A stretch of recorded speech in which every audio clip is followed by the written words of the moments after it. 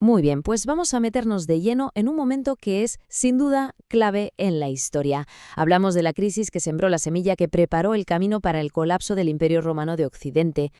A ver, para hacerse una idea del caos absoluto que se vivía, hay un dato que lo dice todo. Y es este. En un lapso de solo 50 años, 50, Roma llegó a tener 26 emperadores distintos. Una auténtica locura. Y es que, claro, esta cronología lo que nos muestra es precisamente eso, un auténtico carrusel de emperadores. La cosa empieza fuerte, con el asesinato de Alejandro Severo, y a partir de ahí, bueno, es una espiral de guerras civiles, más asesinatos. El imperio incluso llega a romperse en 3 trozos. Esto no era un simple problema político, es que el sistema de sucesión imperial había saltado por los aires por completo. Entonces, ¿cómo empieza todo este lío? Pues aunque parezca mentira, todo este desastre tiene un punto de partida muy concreto. Un solo evento, que fue la mecha que prendió fuego a medio siglo de lo que los historiadores han bautizado como la anarquía militar. Y aquí está la chispa de la que hablábamos, el asesinato de Alejandro Severo. Ojo, que no lo mata un enemigo externo ni un rival político en el Senado, no, lo matan sus propias tropas. Y esto, claro, dejó una cosa meridianamente clara y muy peligrosa. El verdadero poder ya no estaba en Roma, estaba en manos del ejército. Esto es, en esencia, la anarquía militar. De repente, el poder para nombrar o quitar emperadores ya no lo tiene ni la familia imperial ni el Senado. Lo tienen los ejércitos que están por las provincias y la famosa Guardia Pretoriana. Ellos ponían y quitaban emperadores a su antojo. Así que, paradójicamente, el mayor enemigo de la estabilidad de Roma eran sus propios ejércitos, que eran más leales a sus generales que al propio imperio. Y claro, cuando tienes un caos político de este calibre en el centro, es inevitable que todo lo demás empiece a desmoronarse. Fue como un efecto dominó que desató una crisis en absolutamente todos los frentes. Piensen en esto. Si los ejércitos romanos estaban ocupados luchando entre ellos para ver quién ponía al siguiente emperador, ¿quién vigilaba las fronteras? Nadie. El limes, esa inmensa frontera, quedó totalmente desprotegido. Esto fue una invitación para que las tribus germánicas, que encima ya se sabían los trucos militares romanos, entraran a saco.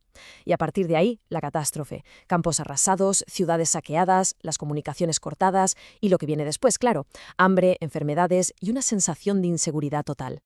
Y para entender la magnitud del desastre, hay que recordar de dónde se venía. Roma llevaba 200 años de una paz y una prosperidad económica casi sin precedentes. Es lo que se conoce como la Pax Romana.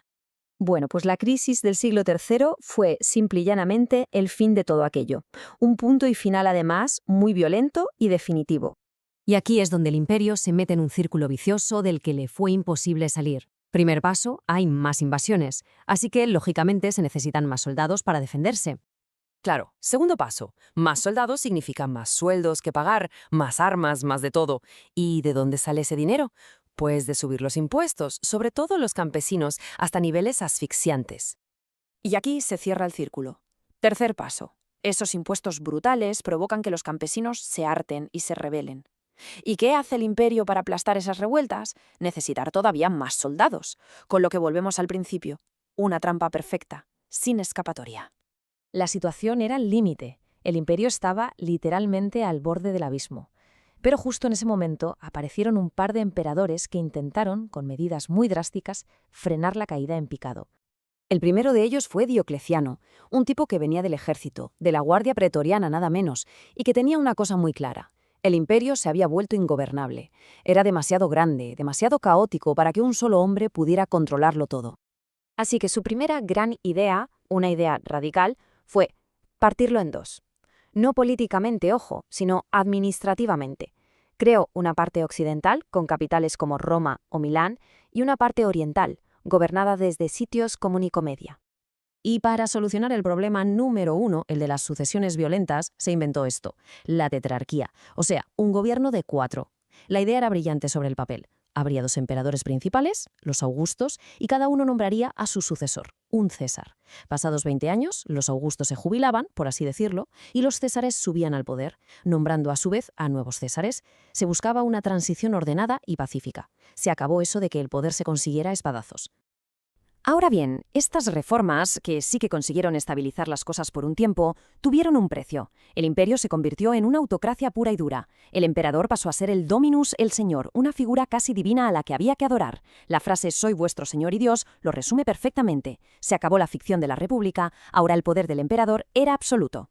Pero al final, ¿qué pasó? Pues que la bonita idea de la tetrarquía no funcionó. Acabó, como no, en otra guerra civil. De ese caos salió victorioso un nombre que nos suena a todos, Constantino. Él volvió a unificar el imperio bajo un solo mando y tomó una decisión que cambiaría la historia para siempre: trasladar la capital a Oriente, a una pequeña ciudad llamada Bizancio, que rebautizó como Constantinopla. Todos estos vaivenes políticos, como es lógico, no ocurrieron en el vacío. Tuvieron un reflejo directo en cómo se organizaba la sociedad y la economía romana, que se transformaron por completo. El viejo sistema económico, basado en la conquista y los esclavos, ya no funcionaba. En su lugar surgió algo nuevo, el colonato. ¿En qué consistía? Pues básicamente, los campesinos libres, ahogados por los impuestos y la inseguridad, entregaban sus tierras a un gran terrateniente y se convertían en colonos. Es decir, trabajaban esa tierra, que ya no era suya, a cambio de protección y de entregar una parte de la cosecha. En la práctica, perdían su libertad.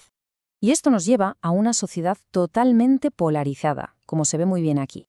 Por un lado, una élite minúscula, un grupito muy pequeño de grandes terratenientes que lo poseían casi todo, y por otro, una masa gigantesca de gente, colonos y esclavos que dependían completamente de ellos para sobrevivir.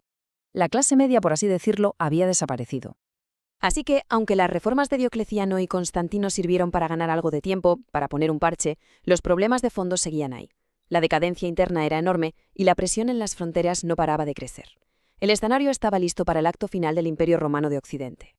Después de que el emperador Teodosio dividiera el imperio de forma definitiva entre sus hijos, la parte de Occidente entró ya en caída libre, y hay fechas que son como clavos en el ataúd. El 406, cuando varias tribus germánicas cruzan un Rin helado y se meten hasta la cocina. El 410, un golpe moral tremendo. Los visigodos saquean la propia ciudad de Roma, algo que no pasaba en 800 años. Y finalmente la fecha simbólica, el 476, cuando el último emperador, un chaval llamado Rómulo Augustulo, es depuesto por un jefe germano, Odoacro. Y lo curioso es que ese momento final, la deposición de este emperador al que llamaban irónicamente el pequeño Augusto, no fue una gran batalla épica ni nada parecido.